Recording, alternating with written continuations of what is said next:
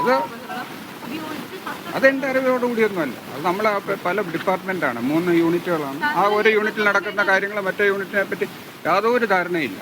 അപ്പോൾ 3 യൂണിറ്റാണ് അവിടെ ഉള്ളത്, യൂറോ 1, 2, 3. അപ്പോൾ നമ്മൾ മറ്റേ യൂണിറ്റിൽ എന്തൊക്കെ നടക്കുന്നു എന്നുള്ളത് നമുക്കറിയുകയില്ല. മേധാവി എന്നുള്ള നിലയ്ക്ക് എല്ലാ ഉപകരണങ്ങളുടെയും കസ്റ്റഡി എൻ്റെ കയ്യിലാണ്, എല്ലാ ഉപകരണങ്ങളുടെയും ഉത്തരവാദിത്വം എൻ്റെ കയ്യിലാണ് ഇപ്പം നിലവിൽ.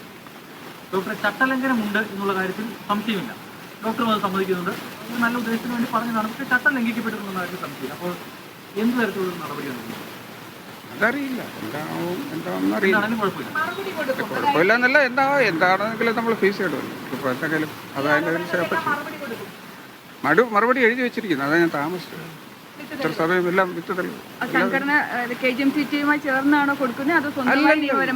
ഇത് സ്വന്തമായിട്ട് തന്നെ കൊടുക്കുന്നത്. ഞാൻ എൻ്റെ കൈപ്പടയിൽ എഴുതി നേരിട്ട് ചീഫ് സെക്രട്ടറിക്ക് നേരിട്ട് കൊടുത്താണ്, വേറെ ആരും അറിയില്ല. ഡോക്ടർ ഇപ്പോൾ കൊടുക്കാൻ പോകുന്ന വിശദീകരണം ഓൾറെഡി സമിതിക്ക് മുമ്പ് കൊടുത്ത കാര്യങ്ങളല്ലേ, ആ തെളിവുകളും കാര്യങ്ങളെല്ലാം ഓൾറെഡി കൈമാറിയിട്ടുണ്ടല്ലോ.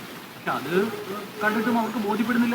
അല്ല, അതിപ്പോൾ അന്വേഷണ സമിതി എന്ന് പറയുന്നവർ അവർ പ്രത്യേക കുറച്ച് വിഭാഗക്കാരാണ്. അവർ നമ്മൾ കൊടുക്കുന്നത് എങ്ങനെയാണ് ഇൻ്റർപ്രറ്റ് ചെയ്തതെന്ന് നമുക്കറിയില്ലല്ലോ. അത് പല ലെവലിൽ ഇൻ്റർപ്രറ്റ് ചെയ്ത് പോകുമ്പോൾ പല രീതിയിലായിരിക്കുമല്ലോ പോവുക.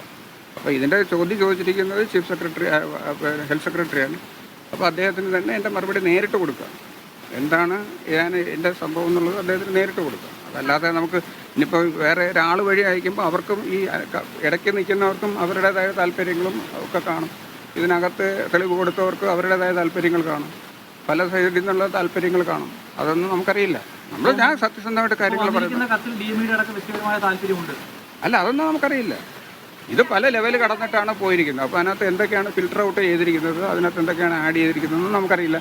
എന്താണ് അന്വേഷണ കമ്മീഷന്റെ റിപ്പോർട്ട് അവർ കൊടുത്തിരിക്കുന്ന റിപ്പോർട്ട് എൻ്റെ കൈ കിട്ടി, അല്ലെങ്കിൽ അവരെന്താണ് കണ്ടിരിക്കുന്നതെന്ന് പറയാൻ പറ്റുമോ? ഈ പ്രശ്നം ഉണ്ടായതിനു ശേഷം ഡോക്ടർ ആരോഗ്യമന്ത്രിയായിട്ട് ഇല്ല, അങ്ങനെ ഞാൻ ഒരിക്കലും ആരോഗ്യവകുപ്പ് മന്ത്രി നേരത്തെ കണ്ടിട്ടൊന്നും.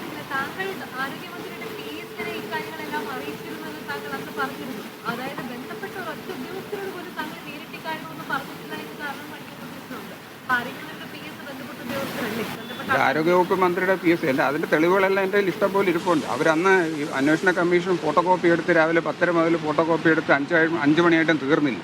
എന്നിട്ടാണ് അവർ 5 മണിക്ക് കിട്ടിയത് മതി എന്ന് പറഞ്ഞിട്ട് അവർ തിരിച്ചുപോയി. അത്രയ്ക്ക് വേണ്ടിയിട്ടുള്ള തെളിവുകൾ അവിടെ ഇരിപ്പുണ്ടെന്ന് വെച്ചാൽ.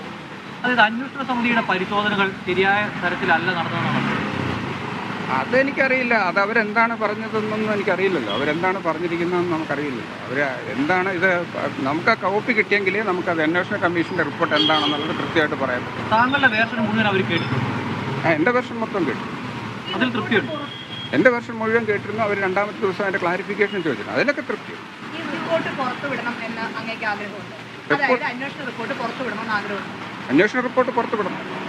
അന്വേഷണ റിപ്പോർട്ട് പുറത്തു വിടണം. അതെന്താണ് അവരുടെ അന്വേഷണ കമ്മീഷൻ, അറ്റ്ലീസ്റ്റ് അത് മീഡിയയ്ക്ക് ആർക്കെങ്കിലുമൊക്കെ കാണിക്കണം. എന്താണ് അവർ അന്വേഷണ കമ്മീഷനിൽ എന്താണ് എഴുതിയിരിക്കുന്നത് എന്നുള്ളത് കൃത്യമായിട്ട് അറിയണം. ഇനി അതിനകത്ത് എന്തെങ്കിലും കോൺട്രവേഴ്സി ഉണ്ടെങ്കിൽ.